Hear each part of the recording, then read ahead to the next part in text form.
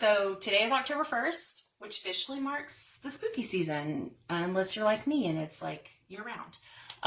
So I thought it would be fun to do little 30-second movie reviews for horror movies during the month of October. Just something to go up every day. So, and just to give you an idea of what that's going to look like, because I'm not going to talk about this part in every other video, just this one.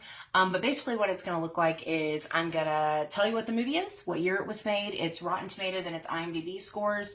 And then I'm going to talk about the plot, just a very general plot.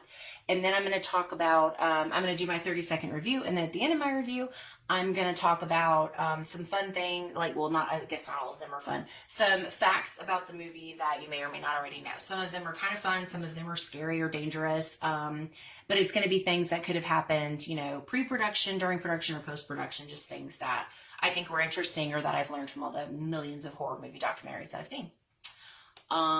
So the first movie that I'm doing, it's kind of a staple if you're going to talk about horror movies, is The Exorcist. So The Exorcist came out in 1973.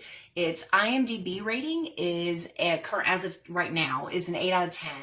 And then its thermometer rating is a 3%.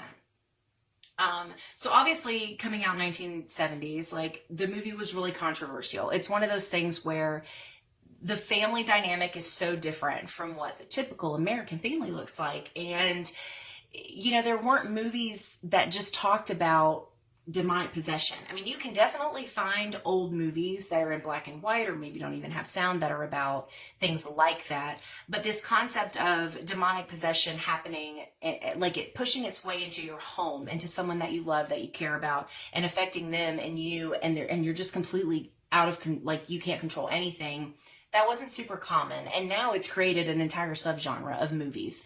And I've seen a ton of Exorcist movies. I think they are, you know, it's not about them, so we won't go into all that. Some of them are really good, some of them are really bad. But, you know, this movie also holds up really well. To have come out in the 70s, like, it, you know, being 2020, I definitely feel like it held up really, really well in terms of how they did the effects, the acting, the writing in general, the themes. I think all of it has held up really, really well. And I mean, there are parts of that movie that if I think about for too long, you know, with the lights out, like, it gives me the heebie-jeebies. It's held up really well. And so, yeah, so the plot of our movie, we start out with this priest in the desert, and he's looking at the statue all crazy, and we don't really know why at the time. But then it takes us into this young girl and her mom. And, you know, it's starting out, the girl looks like a really average, happy-go-lucky kind of preteen girl, right? There doesn't seem to be anything wrong. She doesn't seem horribly sad or broken. And it's obvious that she cares very deeply for her mom. Their relationship seems to be really, really good, really solid. So the mother is divorced and is a single mom, and she also works a ton. She works in the filming industry, as an actress, so she's gone a lot, and she's, you know, that wasn't super common for that time frame either. So lots of things kind of involved in that make that movie a little bit deeper than just the scare and the creep and the kind of like feeling that you get when you watch it. Not to mention the gross parts. But there are a lot of themes as well. Themes that make the movie stand out. Themes that elevate it even now to other movies. So it's, yeah, pretty powerful movie. Impacted the horror genre quite a bit. So, all right, let's try to do this. 30-second horror movie review on The Exorcist. Here we go. So first of all, I think it's important that we know that we get really invested in Regan and her mother. We care about them. We want them to come up happy in the end. We don't want anything bad to happen to them. The pacing of the movie is very slow and steady, but really good at the end. Very dangerous, but very practical effects, so that, you know, there weren't CGI and green screen, so they didn't have a choice but to use mechanical devices and things. More dangerous, but made the movie look better. And then there's the two themes of modern medicine versus ideology, and the conflict between those two things. And then, of course, the personal demons versus the actual demons, and how to get rid of both in the real world. Boom! 30 seconds. I did not think that was going to happen. I can literally talk about this movie for probably 6 hours and never talk about the same thing twice. So those are my thoughts on. So I could probably do like a longer review of this, of course, but I thought it would just be fun to kind of challenge myself to do it in 30 seconds and give like a really quick overview. So because I'm going to do the 30 seconds, I'm not going to allow myself to continue to talk about the review part. I love the movie. I think all of those things that I said, I think bring value to it. There's not a single thing about that movie that I don't like. And then, so of course, the next part being the facts. I did have to take notes because some of these I actually did not already know. So the ones that I did know, of course, was, so the part in The Exorcist where Reagan's body is going like this, up and down on the bed. She was wearing a mechanical device that was connected to her rib cage up here to help. I mean, it definitely worked. It made her look real and crazy. So she's moving like this, right? So the screams in that scene are actual screams from the actress because the device malfunctioned and broke a couple of her ribs. So the pain and the screams that you're hearing are very real in that film, which is insane to think about because nowadays they would stop filming, help you. Like it would be a very different experience. And the other thing is, of course, in the infamous pea soup scene, it going in the direction that it did was actually a malfunction of the tubing that was meant to push the pea soup out. It was actually supposed to just hit the chest, and instead it hit another. Yeah, and that part's so gross to me. So that was actually a malfunction of one of those practical effects that I talked about that made it so good. But there were issues with it. Another one of the things that happened that was kind of dangerous was the scene getting closer towards the end while their exorcism is actually taking place. When things start getting really amped up, there's a scene where the mother is pushed, across the room. And the device that actually threw her actually did hurt her quite a bit. She was pretty messed up after that happened. I don't remember if she broke anything. I don't think she did. If she did and I'm wrong, leave a comment, but I don't think she did. I think she just was hurt really bad. I think she had some bruising and maybe a cut or two or something, but anyway. And then, let's see, I think I had another one when I was writing about it. Oh, so this one's really fun, and I didn't know until I watched a show on Shudder. Jamie Lee Curtis's mom was actually asked if Jamie Lee Curtis could play the role of Reagan, whatever. And her mother, because of the content, her mother was like, absolutely not. She cannot be in that movie. So that's kind of a fun fact. So yeah, that's my 30-second review, my fun facts, and my little bit of information about The Exorcist. See you tomorrow for The Shining, which is really exciting. Day 2. So in today's 30-second review, I'm going to be doing The Shining, which is exciting because I love The Shining. The 1980s one, that's what we're going to do. So its IMDb rating is 8.4 out of 10, and its Rotten Tomatoes thermometer score is 84%. So a lot of what I would say has to do with the review. So I'm not going to say like a whole bunch this time before. But essentially the plot is we have this like struggling writer who needs to make money for his family because he's unable to write, sort of. Kind of, he can write, but he's like, anyway, he's going through some shit. And so he takes this job as a winter caregiver for a hotel, the Overlook, as it were. Should have worn my Overlook hotel shirt for this one. Dang, totally missed opportunity there. So they go to this hotel. The big thing about it is they need somebody to take care of it because they shut down because the weather gets so bad you literally can't leave for like 3 months.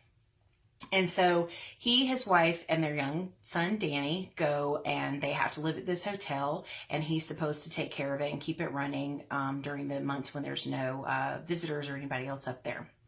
And in the meantime, he's going to spend his time trying to write and whatever. So the son is, really early that he's sensitive. So he starts to see things. He makes a connection with the other guy that works there, Dick. And things just kind of start to go awry. The longer that they're up there, the more manic things become, the more aggressive the events in the hotel are, to the point that even the little boy gets hurt. And then slowly but surely, even the dad starts to see things and he goes crazy, and well, things escalate from there. So super good movie. I actually I did not like the remake that they did. I thought that, what was that, like in the 90s? I really didn't like that one. I know that Stephen King was not a big fan of Jack Nicholson playing that character, that role, but I liked what he did for it in the movie's version of the story. I think it was really good. So anyway, I'll leave it at that. But anyway, so yeah, so it's about this family struggling in this hotel, and they end up having to try to escape each other in a sense. And yeah, it gets kind of crazy and has kind of a sad but easy ending. I don't know how you describe the ending. Kind of satisfying, kind of not. So anyway, so here's my attempt one of a 30-second review for The Shining. So from the very beginning, I thought that there was already something off about the dad. I was kind of questioning in the beginning if the son was actually sick, whether it was real or not. There's so many themes in this movie, the family themes, the abuse themes, the paranoia and the fear themes. Oh my God, are we going to become our parents? Because, you know, he deals with that the whole movie. Of course, there's this underlying thing of constantly trying to figure out, like, what's real, what's not. There's this ambiance from the beginning that builds to a craziness, and the isolation is on point, making you feel like you're alone with them. I went over slightly, but that's my 30-second review of The Shining. It's such a good movie. I feel like you could actually go into a lot of depth. I plan on going into more depth for movie reviews at some point, but I thought this would just be like a fun introduction way of like what this page and stuff is going to be like. So anyway, and yeah, so couple fun facts off my list here for The Shining. So a couple of these, a lot of people already know. One being that Stephen King actually did not like this version of his book. There's a lot of things he didn't like. There's like a whole interview about it. You can look up and find all the things that he said about it and what he hated, what he did, you know, whatever. He just didn't like it. They did change a lot. I forget how you say his name, but Kubrick, whatever. The guy that made the movie. We're going to call him K. He just had a very different vision for how he wanted to tell the story. And I don't know that he really gave a shit what Stephen King thought. It is what it is. Anyway, so the line, here's Johnny, was completely improvised. That was not written at all. And I think it was probably a really good fit for a lot of reasons, but one of them being because, I mean, he's trying to convince us that he's crazy, and he does a great job. Jack Nicholson kind of looks crazy anyway, so the way he acts is really just a bonus. But, you know, and like when you're thinking about in the moment and you are dealing with someone who's like has this descent into madness, which the movie does a great job of making you feel that slow pull into this like crazed state of being. You almost feel like you're there with them. But like, what crazier thing to add than a line from a TV show? Like, you just don't, I don't know. It's kind of crazy that he thought to add that, but I think it's perfect. And I'm really glad they left it in there. Let me see. What else did I write down here? Oh, yeah. So, the writing scene where Jack Nicholson's character is, you know, trying to write the story, and he like snaps on his wife, and literally like just goes off on her. Jack Nicholson actually came up with that scene. He was, I guess they were talking about the story or whatever, and he was talking to Kay about it and told him, you know, like, that's actually something similar to what happened to me. You know, I was in the middle of getting a divorce and I was trying to write something for a movie or something. I can't remember. And she came in, this loving, sweet person, and she came into this maniac, and I was crazy, just so wrapped up in this moment of trying to get this figured out. And we were already going through trouble, and we were having troubles, and I was struggling to be a dad and a good husband and blah, blah. He was like, and I just lost it. And so that's why he put that in the movie, is because Jack Nicholson told him that story, and he thought that would be like a perfect fit. And then this one I did not know. So the snowy scenes that take place the majority at the end of the movie, there's a couple in between, but the big one at the end, they had to use 900 tons of salt for that scene. Those scenes, I should say. That's really hard to imagine. But then also I was thinking about it. It also kind of feels like it would be more than that. Like, I realize 900 tons is a lot. But it's It's a lot of snow in those scenes. But anyway, and then of course there were some changes from the book to the movie version, which happens all the time, but there were kind of a lot for this one. In the book, the room is 217, not 237. But the hotel that they filmed in requested that it be 237, and so they changed it. So it became 237. The character of his wife was completely different in the book. In the book, she's not as submissive and a bit of a pushover. She's a lot more strong, a little more independent, that kind of thing. The ending with the death is also very different. He didn't freeze to death. The hotel explodes. What were the other differences in the book? I'm trying to remember. Yeah, Wendy was different. Oh, the two big ones. No bloody elevators and no crazy ass twins. That was not in the book. Although, as much as I love Stephen King and respect him, I'm really glad that some of those changes were made. I think as a movie, it kind of stands on its own in a lot of ways because there were so many differences, but I liked it anyway. So that's my 30-second review and chit chat about The Shining. Hope you like it. See you tomorrow for the Babadook. So we're back for day 3.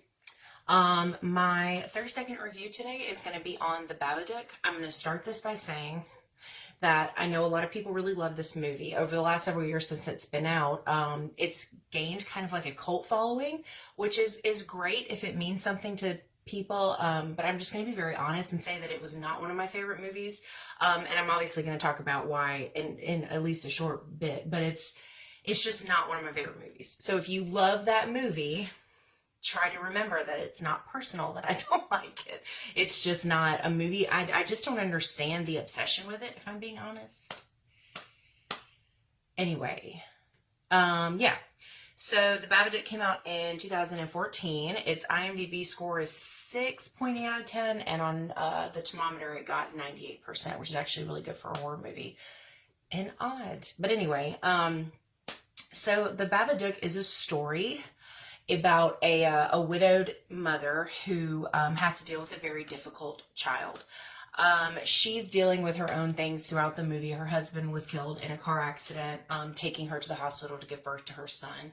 So there's some interesting conflicts of emotions there. And it just kind of takes, this little boy brings out this book called Mr. Babadook, and she reads the story to him and starts to see very odd things. And they both start to experience odd things. And the ending is pretty interesting. I'm definitely not going to spoil that for anybody who hasn't seen it.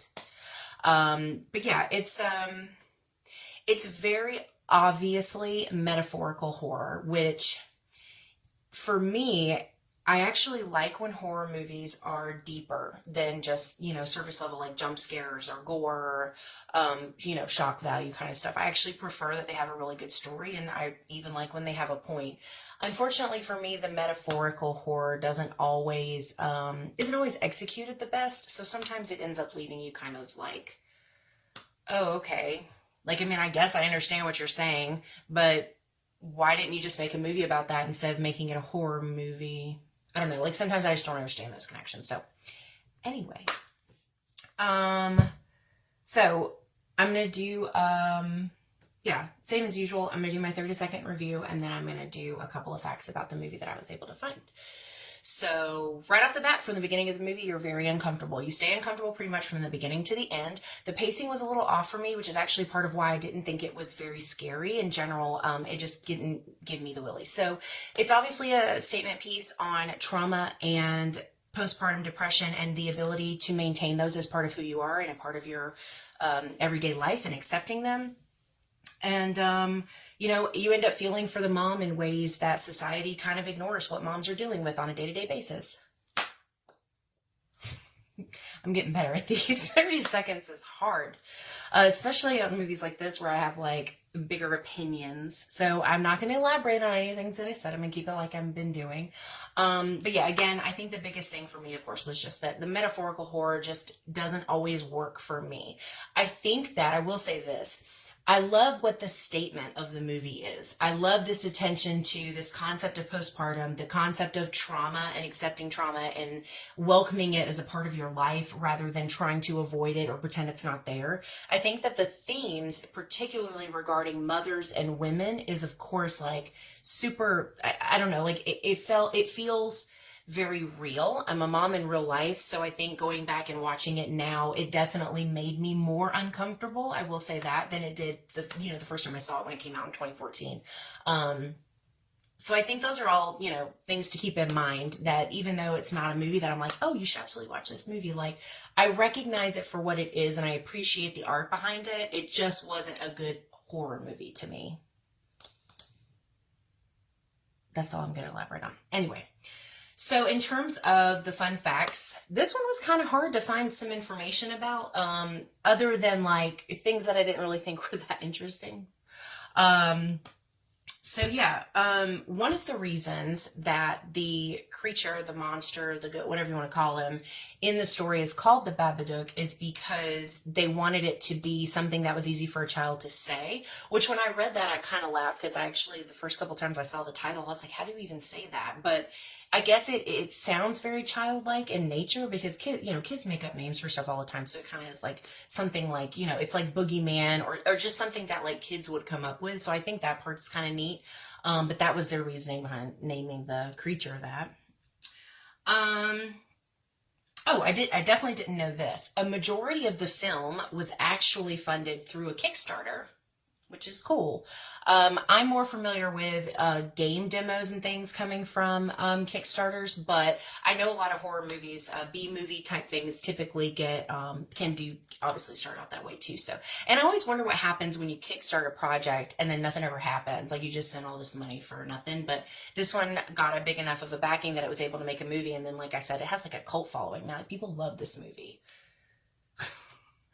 Oh,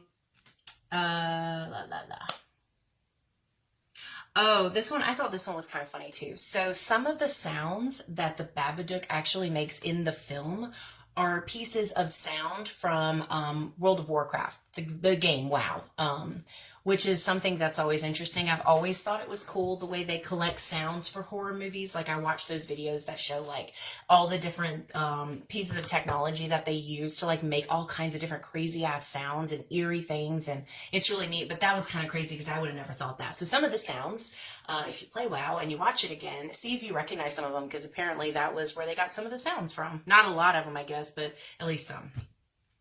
And then Jennifer Kent was the director of Babadook, and this was actually her first project as a director. So I think that's pretty cool. I mean, I think given that it was her first time, it was very well received and people loved it. And even if you're like me and you didn't care for it as like a horror movie, you still get the point behind it and can appreciate it for what it is. So that's my review on the Babadook. If you like it, I want to know why you like it. And if you agree with me, you don't like it, I want to know why. Because I feel like this is one of those movies when I tell people I don't like it, they freak out. You don't like that movie? No, it wasn't good to me. It didn't scare me at all. It did make me uncomfortable, which I guess is similar, but anyway. See you tomorrow.